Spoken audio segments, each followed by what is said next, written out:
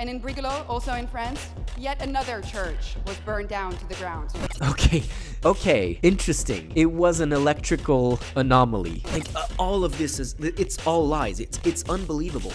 Literally everything in this speech. When you have someone who tries to make points of substance, they have to make everything up to make their racist points actually make sense. Okay, let's listen to what she has to say.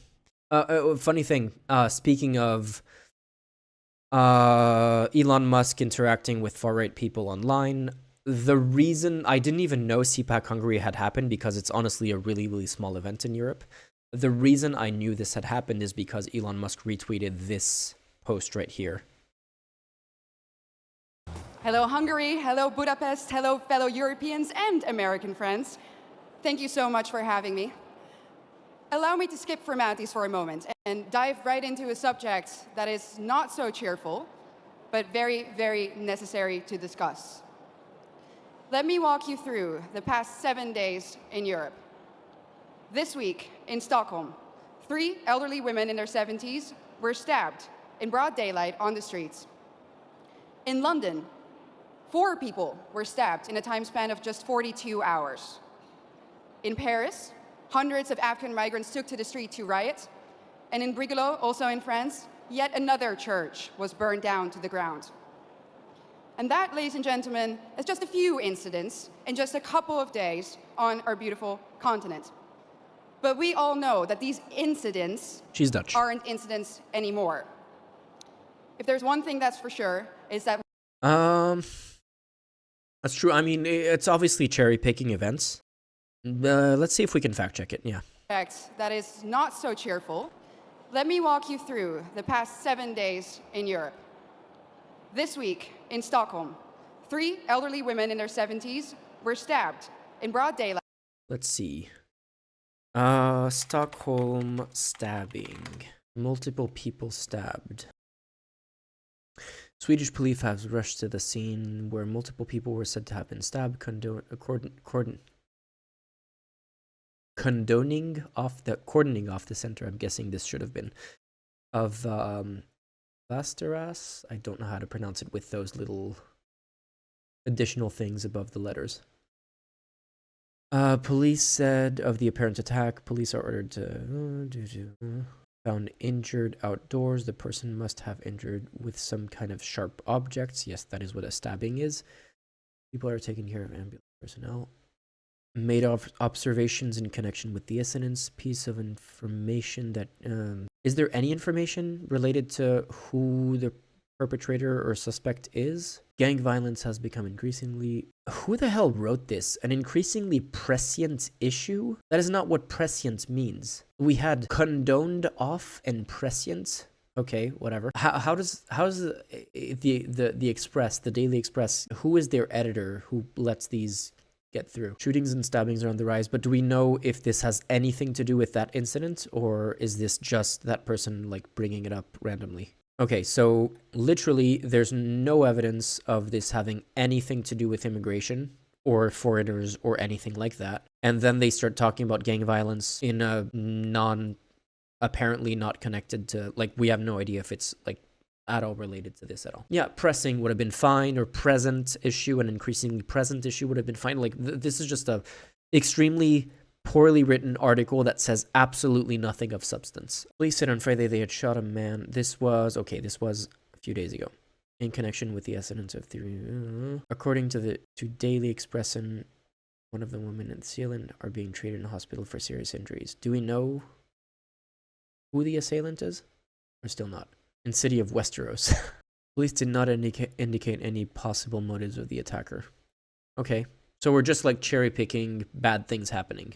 So over the past week, I can find bad things that happen in multiple countries. Were stabbed in broad daylight on the street. In London, 4 people were stabbed in a time span of just 42 hours.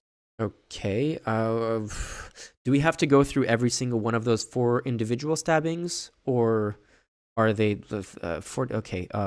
London stabbings? I don't even know. When was this speech? This was on, I don't think it happened on April 27th. I think it was on April 26th. But the stabbings therefore had to have happened in the last week. 4 days ago, so possibly this. Horror 40. Okay, we do have this. Let's see.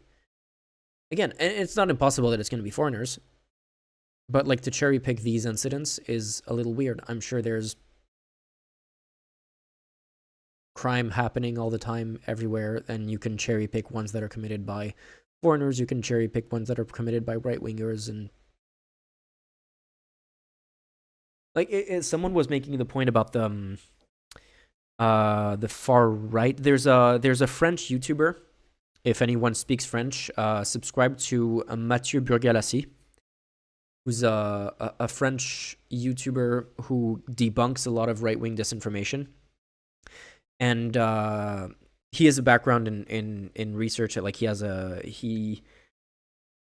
think he has a PhD in sociology or something like that, and he's done he's gone undercover in survivalist movements, stuff like that. Very, very interesting content. He does amazing work, and he keeps pointing out that of all the mainstream like parties that have elected officials in France, the National Rally is the only one that is directly linked to Muslim terrorism. Like people connected to the National Rally provided weapons to Muslim terrorists in France. And you can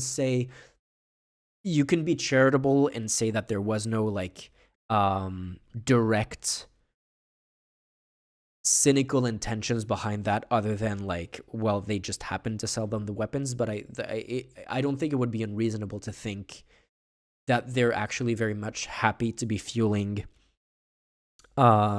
Islamic terrorism that they can then use for political gains as a far-right party. I'm not saying it's being done by the higher-ups in the party, but like the low-level people who are doing that with connections to the party, I don't think it would be unreasonable to, at the very least, wonder about those kinds of cynical... basically, it's like it's on the cusp of being false flag attacks. Not quite false flag attacks, because they're real... radical Islamic fundamentalist attacks, terrorist attacks.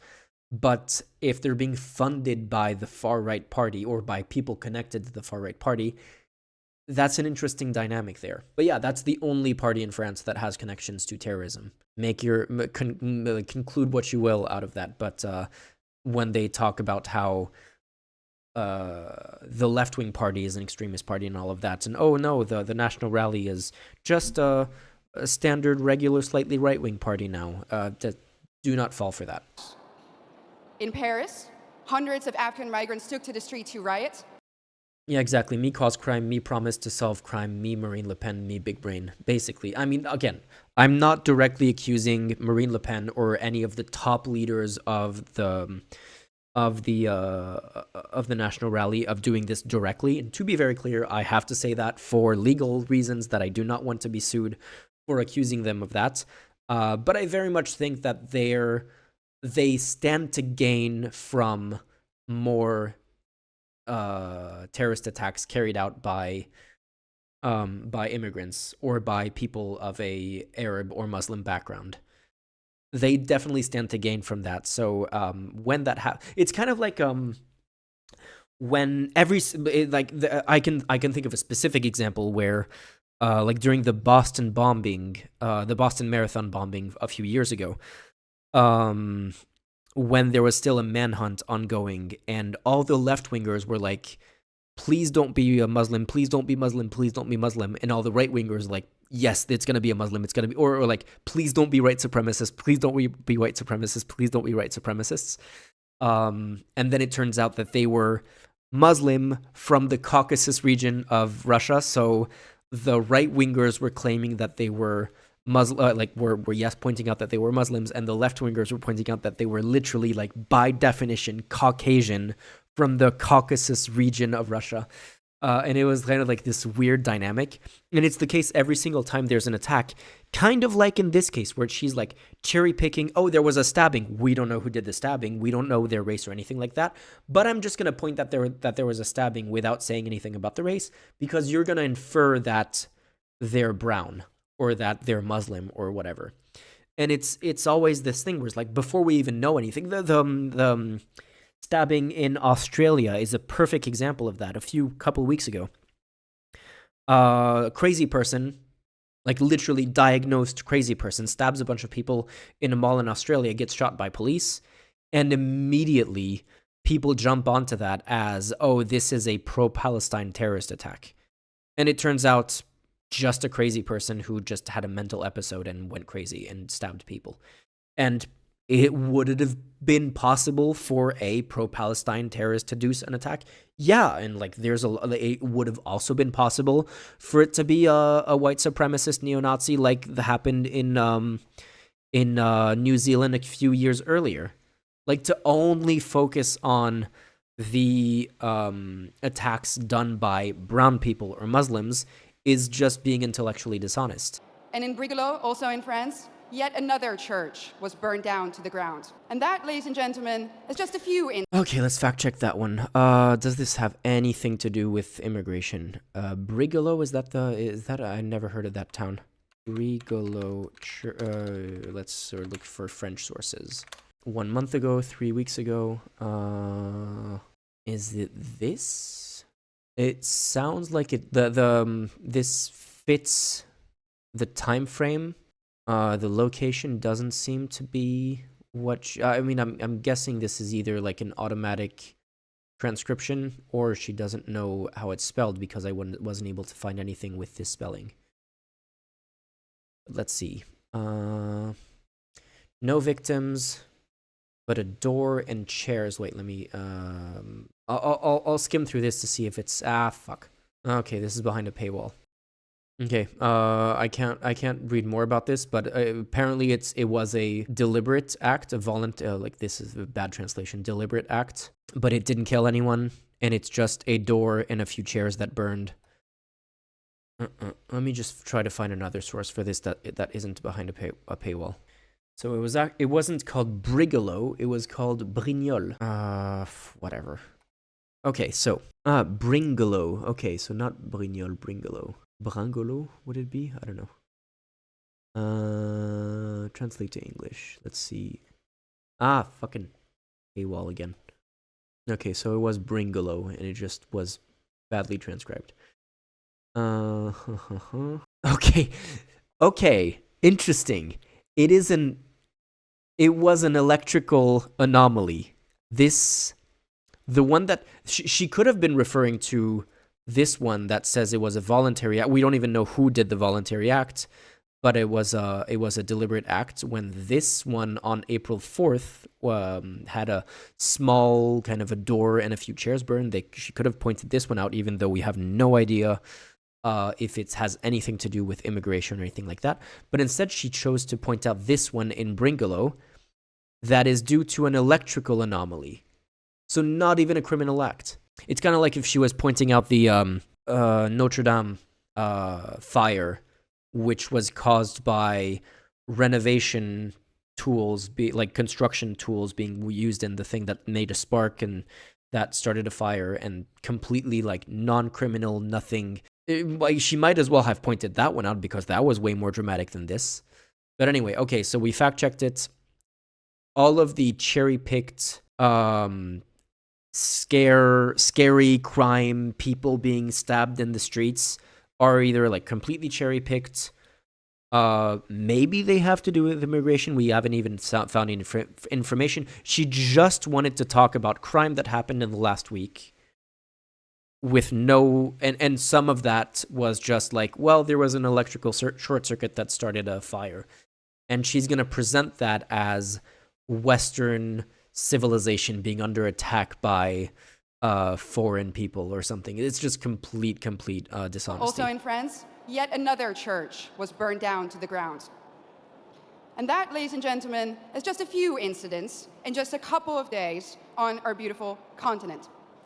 But we all know that these incidents... Yeah, like a very, very big continent that has a lot of things happening every single day, and she wasn't even able to find the case of the church that was deliberately burned. She found the one that was burned from the electrical accident. But yes, things happen. Bad things happen every day.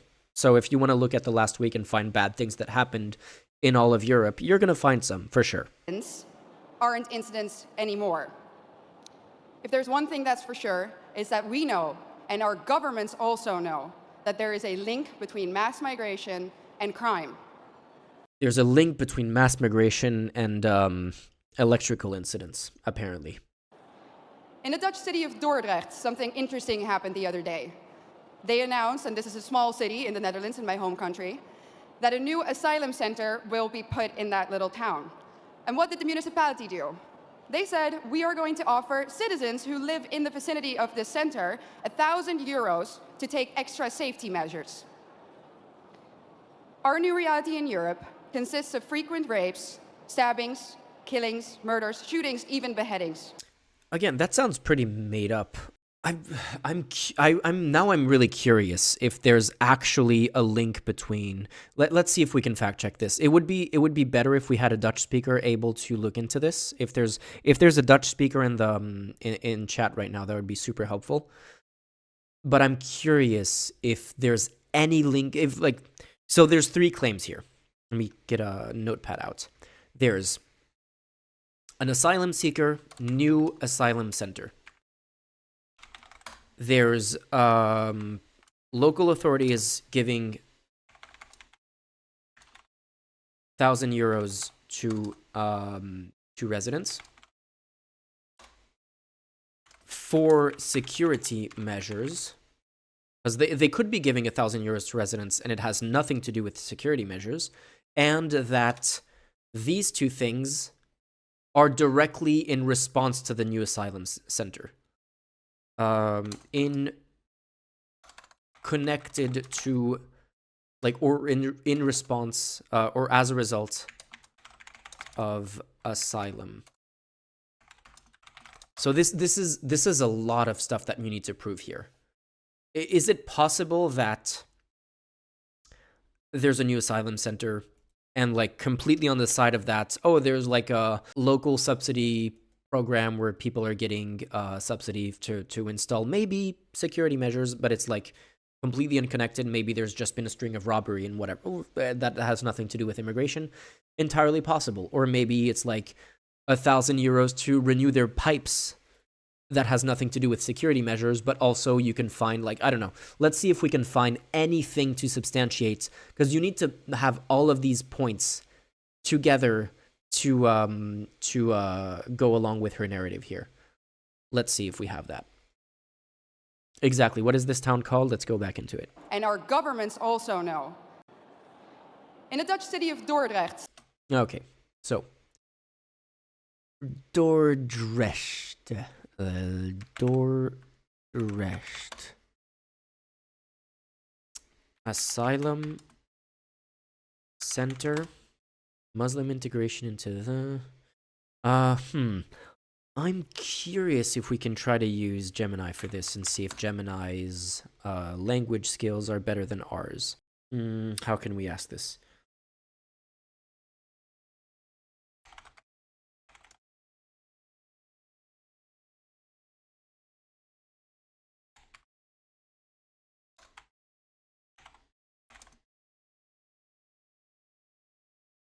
Dordrecht.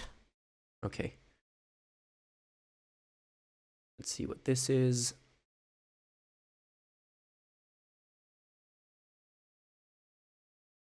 No, don't accept everything in slave. Save preferences. Local residents of future asylum seeker will receive for hinges and locks. Okay.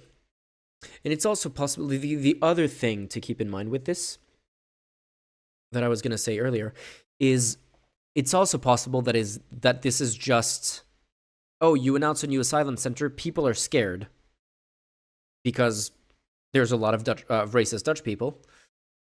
There's a lot of racist people in every country, but the Netherlands being a country has a lot of racist people as well. And therefore, to calm those people down, you can also announce this without it necessarily meaning anything. It can say more about the local people. It can say more about the residents than it does about the people who would live in the asylum center.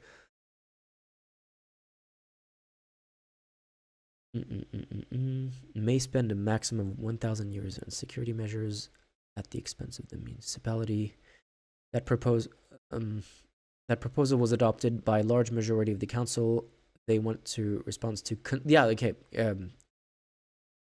concerned, in response to concerned local residents. So it's not like a proactive measure by the local council because they know, like, according to what she's saying, it's because authorities know that this is such a dangerous thing, and so they're proactively giving 1,000 euros to people living next to the thing. It's like in response to racist local residents. Put him so this Green Party leader Abdullah Yusal is against the proposal, saying we pretend that they are all criminals who come here, putting asylum seekers in a bad light in a tasteless way. Yeah, I mean, basically, yeah. The fact that you're pandering to concerned local residents by doing this is definitely making, preemptively making them look bad, for sure.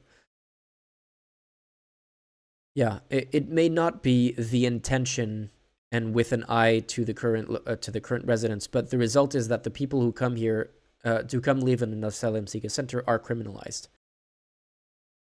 Yeah, it's to contribute to the feeling of safety in the neighborhood. See this study here, and let's see what it says. It is between immigration and criminality, but let's see what it says. The alleged relationship between immigration and criminality.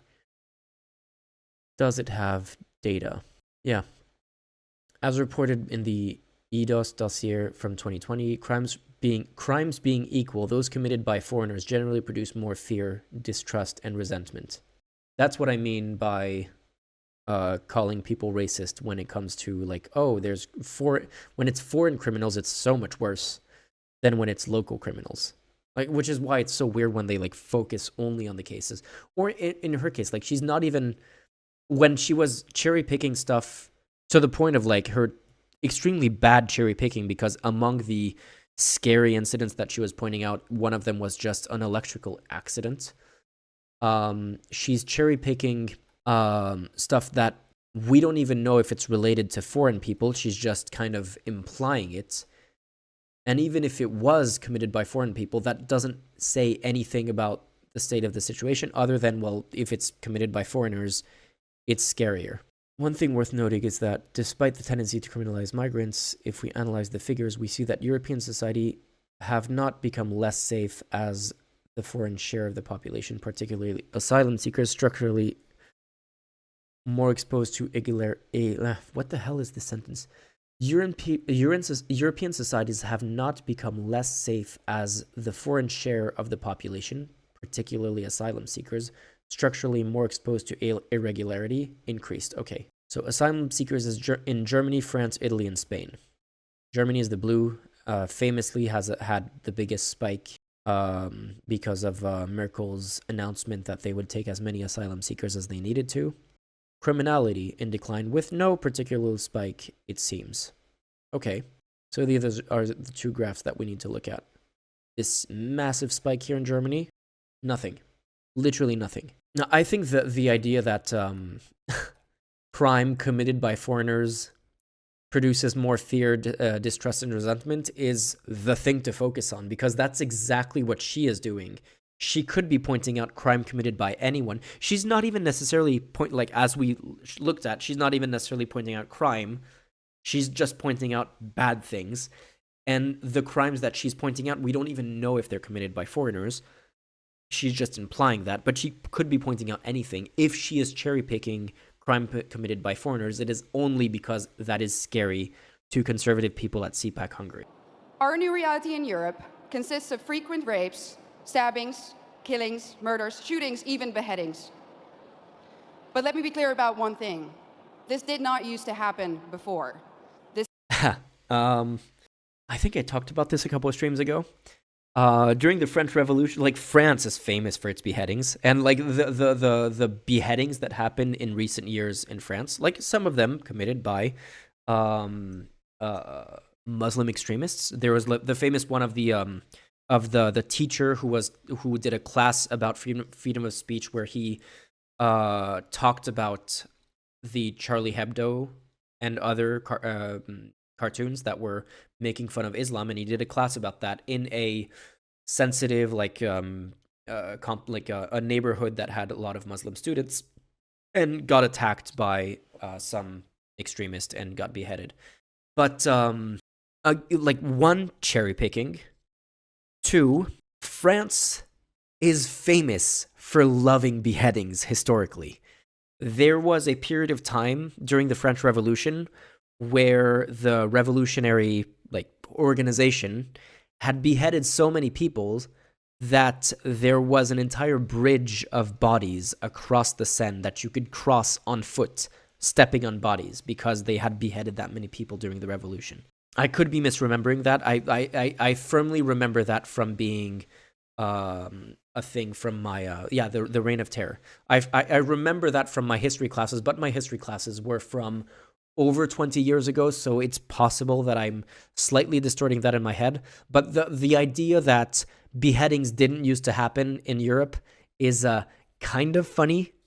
Exactly. Who invented the guillotine? And there was a news story that I covered when I was working at a news agency a couple of years ago. It was one of those things like police called to the scene, some old guy was beheaded, and immediately everyone rushed to the conclusion, comparing it to the case of the teacher who was beheaded, and everyone immediately wanted to say Muslim terrorism, etc., etc.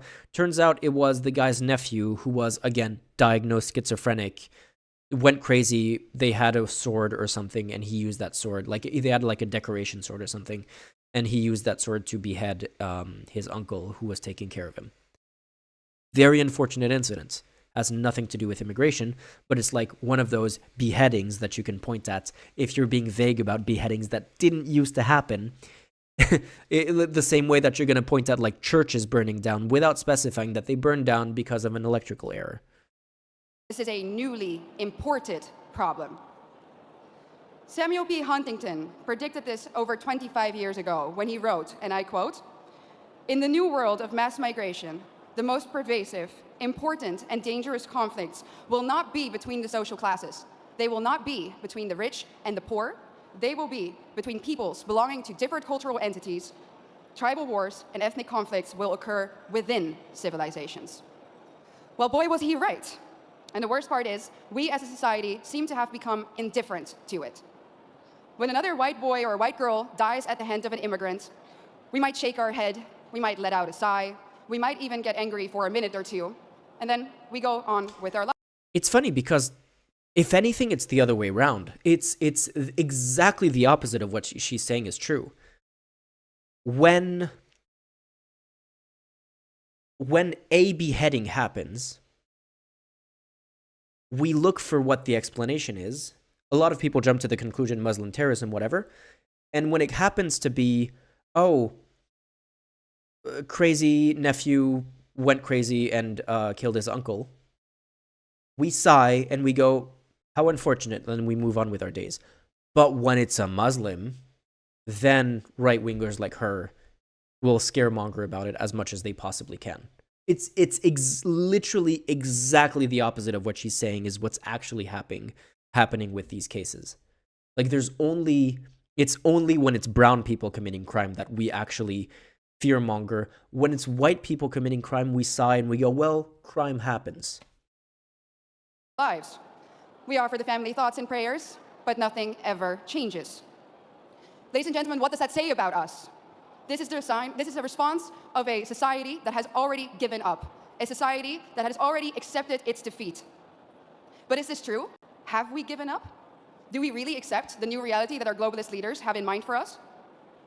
I know one thing for sure, and that is that if nothing changes, if we don't start to seriously fight for our continent, for our religion, for our people, our countries, then this time that we live in will go down in history as the time in which Western nations no longer had to get invaded by hostile armies in order to be conquered.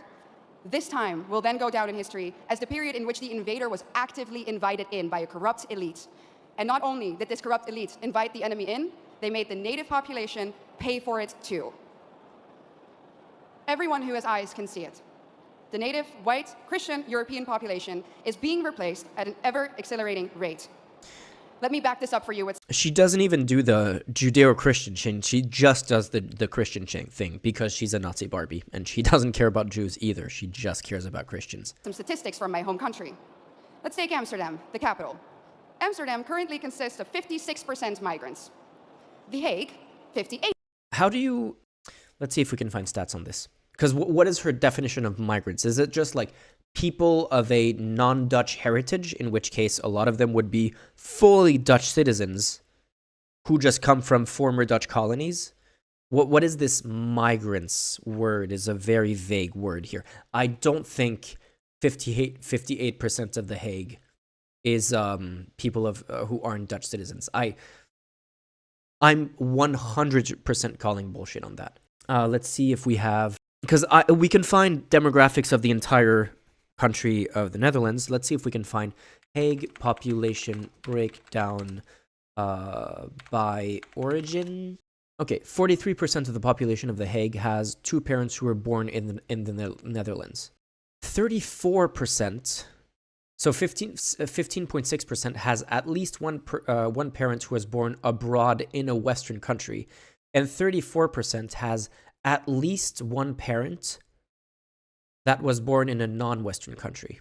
So do we have like a breakdown of how many of them had both parents born in a Western country? But again, this is like talking about the parents. So supposedly like at least one of their parents came from a non-Western country. Most likely a lot of those 34% had one parent come from a former Dutch colony that is a non-Western country. And then they had their child in the Netherlands, making that child Dutch, and therefore not a migrant. So we have here, both parents, so this is the thing that she was, stats will always vary a little bit depending on the source. So 44% have people, both parents born in the Netherlands, 44%, meaning that if you take 100% minus this, you get 55.6%, something like 50.5 point something. And that's the stat that she's referring to. So for her, anyone who doesn't have both parents born in the Netherlands is a migrant. Even if they themselves were born in the Netherlands, even if their parents were born in Western countries, or one of their parents was born in Western countries, they're still a migrant, because she's trying to find the biggest number that she could possibly find to fearmonger about scary brown people, even though this stat ends up being completely made up because it means nothing at all. Like, all of this it's all lies. It's unbelievable. Literally everything in this speech. Like, we had Wilders making a super vague speech where he said absolutely nothing of substance whatsoever. But when you have someone who tries to make points of substance, they have to make everything up to make their racist points actually make sense. 8%. This is what I was saying about the Wilders party being super against people with dual citizenship. Like, see, apparently they consider someone who was born in the Netherlands and who has one parent who was born in a Western country counts as a migrant. This is how racist they are. that they'll group like everyone down to that level of lack of racial purity as migrants, just to be able to paint with a super broad brush foreigners and fearmonger about foreigners, migrants, implying that this means that they're all Muslim immigrants. It's completely made up. Rotterdam, almost 60% migrants. And of course, most of these immigrants come from non-Christian, non-Western. Nope, just not true. What did she say exactly? Of course, most of these immigrants, I guess this would be in reference to like 34% had at least one parent born in a non-Western country. When I wasn't in The Hague, there's so many people, like half of the non-white people that I interacted with were from Suriname, which is funny because because of how like slavery happened and a bunch of things happened, When you ask someone who is from Suriname where they come from, they or like what their origins are and everything, they'll say Suriname, but actually a lot of them, if you go further back, are actually from India, and they were brought to Suriname by Dutch colonists who had their ancestors as Indian slaves in Suriname, and like all of like it's just, and then they'll say, oh, that is a Parents come from non-Christian, non-Western, African, and Middle Eastern, whatever. Because they're like just being super broad and saying nothing when it's not completely made up, you know?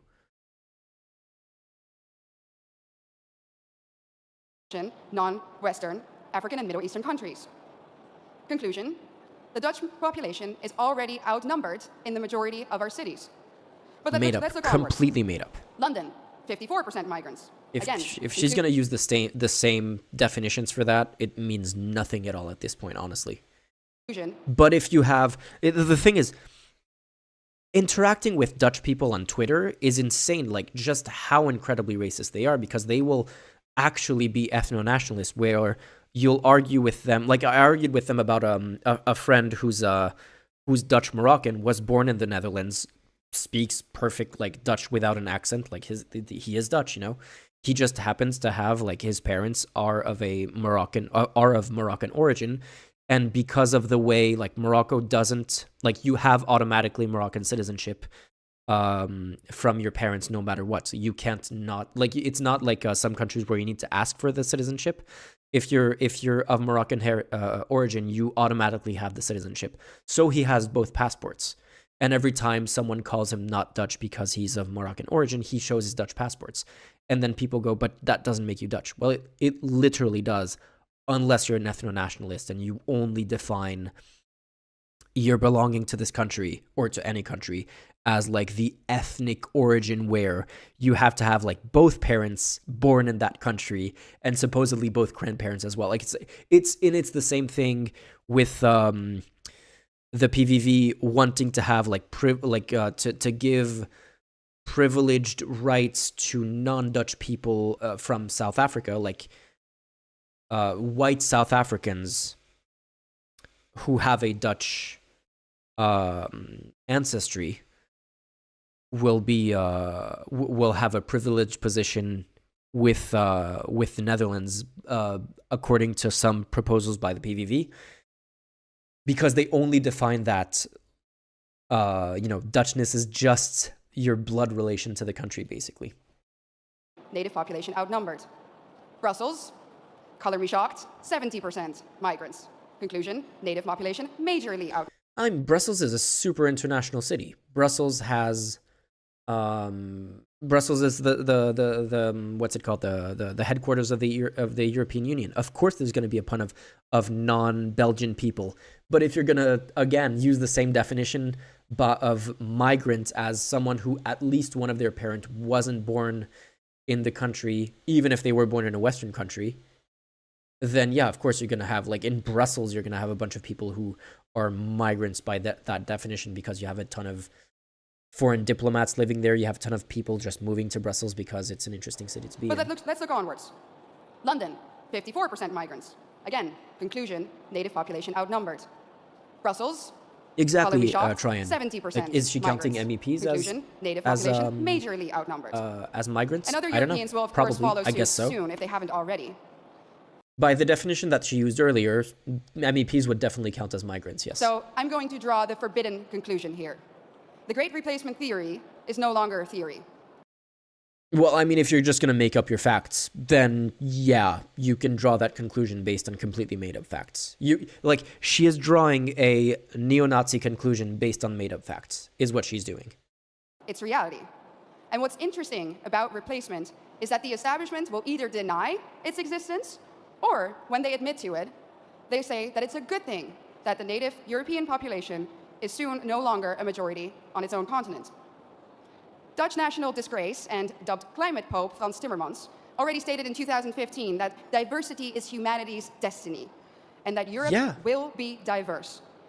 And of course, by now... It's insane to me that the whole idea, like going to, like, if you want to bring this to like American politics, the idea of the melting pot used to be the biggest point of pride of American people.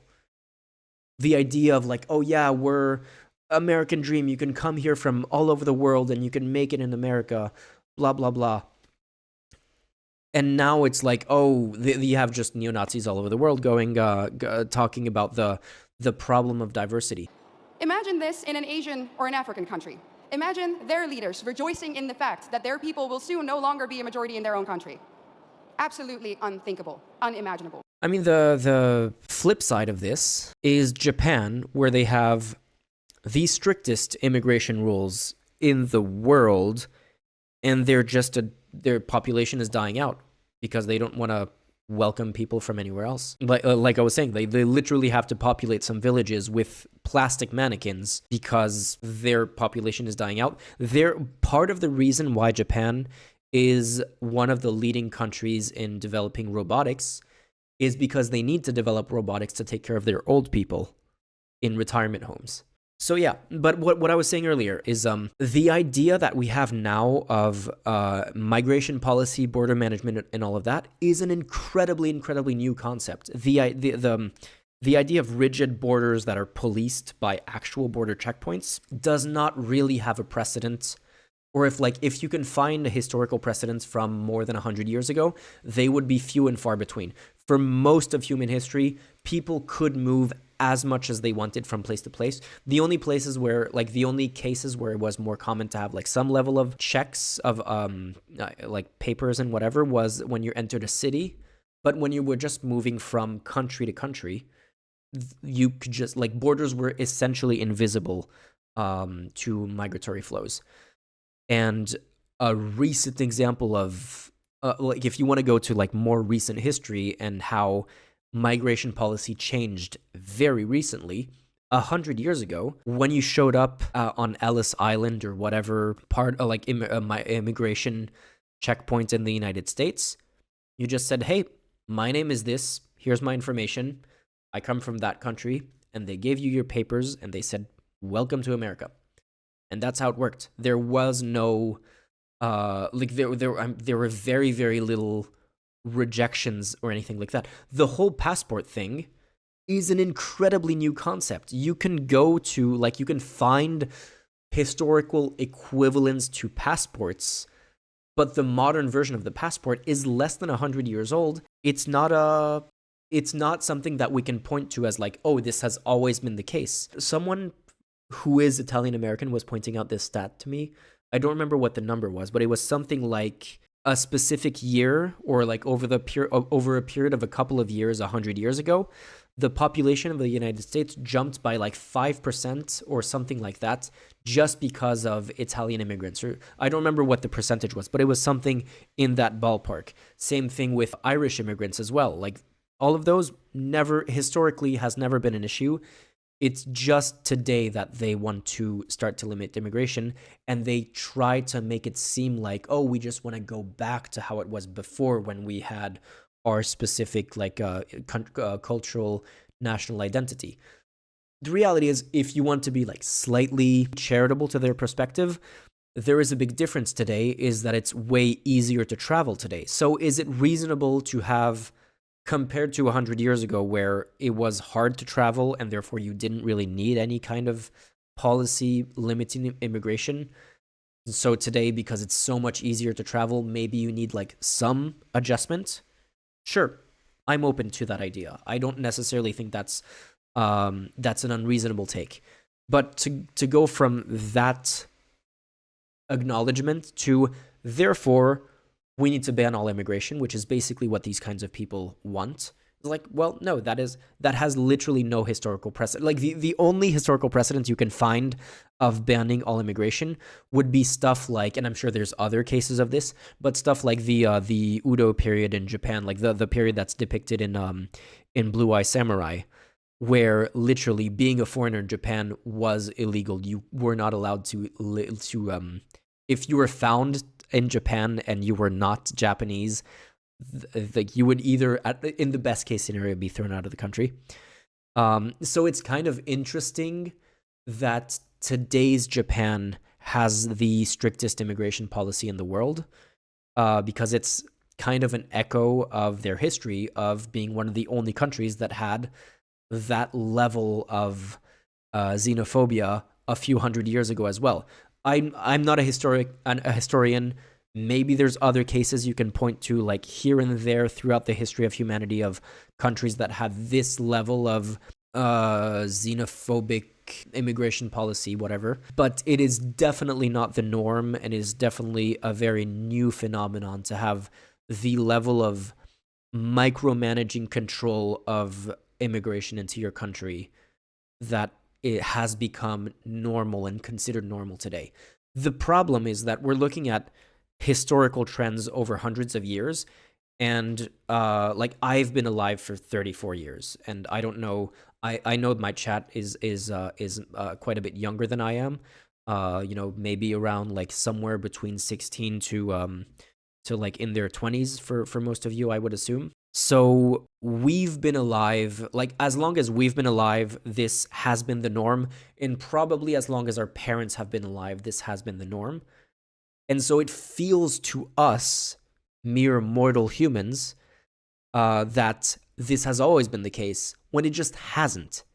And if you read anything about history, you realize, oh wait, this kind of feels-based logic that I had, that I was appealing to in my head to justify my feels-based anger and fear of foreigners, actually has no basis in reality.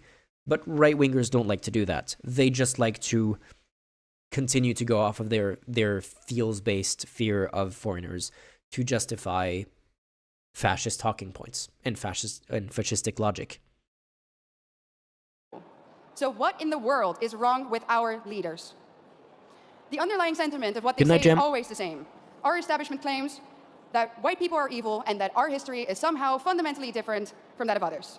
Consciously or unconsciously, they have sucked up the lies and the anti-white dogmas of the neo-Marxist critical race theory. Ooh, That's why. That's okay. That's another. Okay, I was trying to look out for neo-Nazi dog whistles. And the anti-white dogmas of the neo-Marxist critical race theory. First of all, critical race theory, we got there. Someone earlier in chat was talking about CRT. It's here. It's right here. CRT has been dropped by conservatives in the US like 3 weeks after they started talking about it because it's a completely irrelevant term. But here it is. But the thing with the neo-Marxist term that you really, really need to look out for this one. Same thing as Great Replacement Theory. Great Replacement Theory is an actual, like, used to be a neo-Nazi dog whistle that has unfortunately drifted towards the mainstream right. What's the word it's not neo-Marxist. The term I'm thinking of is cultural Marxism, which is the modern version of this actual OG Nazi talking not even a dog whistle. But yeah, the term cultural Bolshevism is a term that actual Nazis from the 1920s and 30s and onwards used to fearmonger about Jewish cultural influence and trying to like pull the strings of Western societies and all of that, which is where the whole idea of Great Replacement Theory comes from. Originally, Great Replacement Theory was the Jews pulling the strings behind the scenes to replace white people with foreigners and brown people from elsewhere.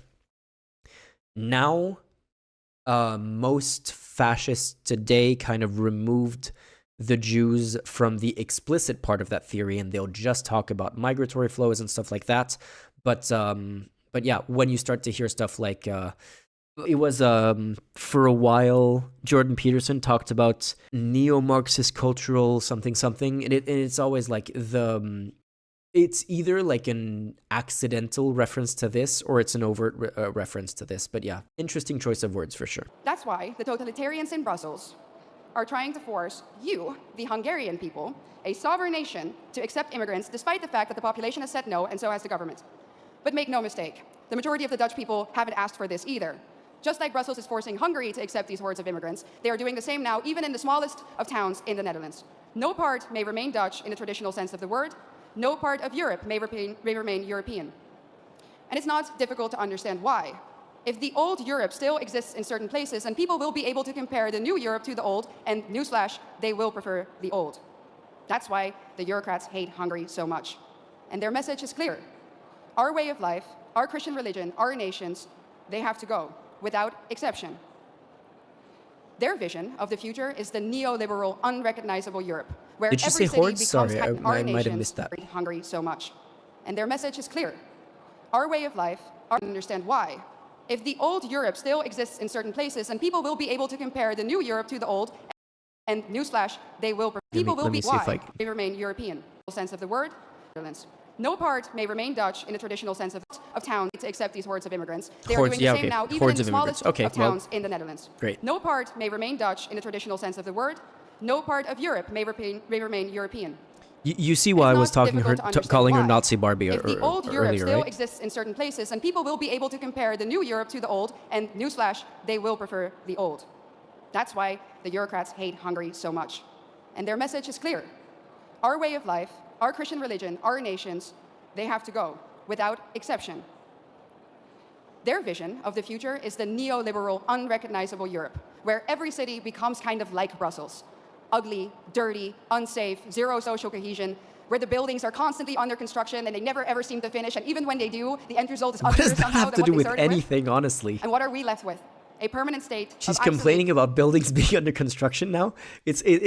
I guess that's part of like electrical accidents and stuff like that. Like just completely okay. I don't even. I'm lost at this point, honestly. Confusion and disorientation. Ladies and gentlemen, welcome to the New World Order.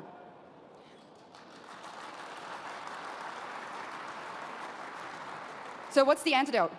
A strong Christian Europe of sovereign nation states. I'm just gonna point out the New World Order expression. Like that's it. Kind of feels like that conspiracy theory should have died a long time ago. But yeah, it's like barely even relevant anymore. But she still brings it up because why not? That's why we need to outright reject the lie that nationalism causes war. It's not nationalism or national sovereignty that causes war. It's expansionism. And where in Europe... Wait. That's why we need to outright reject the lie that nationalism causes war. It's not nationalism or national sovereignty that causes war. It's expansionism. And where in Europe do we find that nowadays? In one place and one place only. Brussels. Oh, this is the Candace Owen Nazi talking point. That famous bit where Candace Owens was saying that, oh, there was no problem with Hitler. Hitler's nationalism wasn't a problem as long as he wanted to do nationalism locally. The problem was when he started to try to expand the country. That's just the Candace. Let me find that clip. Miss Owens. I don't know Miss Owens. I'm not going to characterize her. I'm going to let her own words do the talking. So I'm going to play for you the first 30 seconds of a statement she made about Adolf Hitler. I agree. I actually don't have any problems at all with the word nationalism. I think that it gets, the definition gets poisoned by elitists that actually want globalism. Globalism is what I don't want. So when you think about, whenever we say nationalism, the first thing people think about, at least in America, is Hitler. You know, he was a National Socialist, but if Hitler just wanted to make Germany great and have things run well, okay, fine. Problem is that he had dreams outside of Germany. He wanted to globalize. He wanted everybody to be German, everybody to be speaking German. Is it just me who's seeing a parallel here? Nationalism isn't the problem, it's expansionism the problem? Like, that is literally the same thing here that she's saying. The only difference is Nazi Barbie doesn't explicitly reference Hitler, but it's exactly the same argument, though. And she said globalized, too, but that's another... Like, that's barely even a thing to... It's an interesting...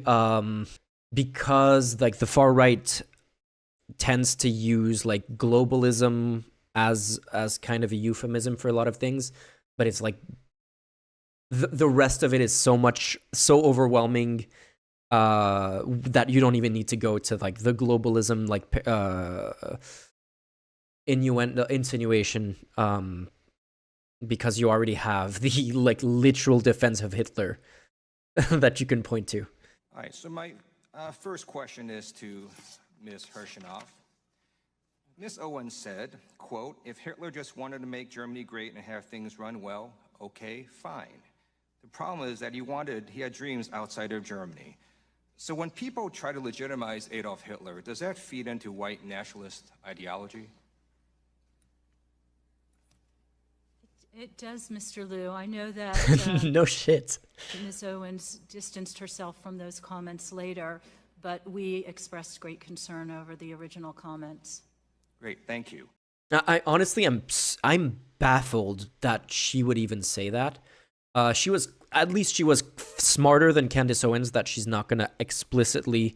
Well, I mean, on the other hand, Candace Owens said that thing, I'm guessing on her podcast or something, where she's just speaking off the cuff, whereas this is a planned written speech that is at a public conference that she's actually saying this to people in front of her, and so she maybe is more conscious of being a little bit more careful with her choice of words compared to Candace Owens just speaking off the cuff. But I'm honestly baffled by her making exactly the same argument. I wasn't expecting that level of dog whistle. Isn't it funny how the same people who erode our national sovereignty and love to do it, give it all up to the Eurocrats there, that those people are now telling us that we need to spend billions and billions of euros on the national sovereignty of Ukraine? Oh, and now we go into Russia, pro-Russian invasion stuff. Great, good job. It's a joke, honestly, and it's a pretty sick, expensive, and dangerous joke. During a recent interview, I got asked by an interviewer, do you think that you ever go too far? Do you think that you're ever too radical? I thought about it for a second, and I said, no. No, I don't think I go too far. Truth be told, ladies and gentlemen, I think we in Europe do not go far enough. Okay. I think that if we really think about the organized, structural attack on our civilization, that we don't do enough. Do we do enough to stop the attack on our families, on our continent, on our countries, on our religion? When we hear about another murder, another stabbing of a young innocent child, do we do enough? When we know that our national sovereignty has been given up in less than a century to Brussels, do we do enough? None of this makes any sense. And it's all, this entire speech went from bad things happened in the last week, including an electrical accident that burned a church. Therefore, immigration is bad. Therefore, apparently, nationalism is not a bad thing. And the whole, pro-Hitler argument without necessarily explicitly mentioning Hitler. And then we go into, therefore, we shouldn't do anything about Russia invading the country right next to Europe. And now, I'm struggling to follow the logic here. This is completely devoid of any kind of anything resembling logic, honestly. Hear that Christian kids in Germany are now converting to Islam to fit in? Do we do enough? I don't think so. That sounds made up to me. The totalitarian institute of the European Union needs to come down. Let me be clear, I don't believe in reforms. When the foundation of your institution is rotten, and that is the case in Brussels, you can rebuild the house on top of it all you want, but it's still going to crumble. So the only answer is the Tower of Babel needs to be destroyed.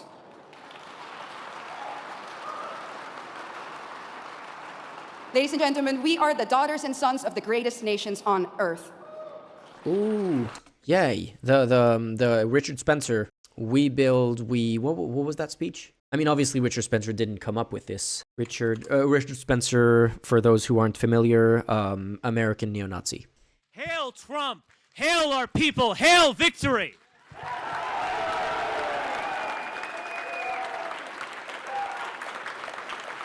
An actual neo-Nazi conference. To be white is to be a striver, a crusader, an explorer, and a conqueror. We build, we produce, we go upward. And we recognize the central lie of American race relations.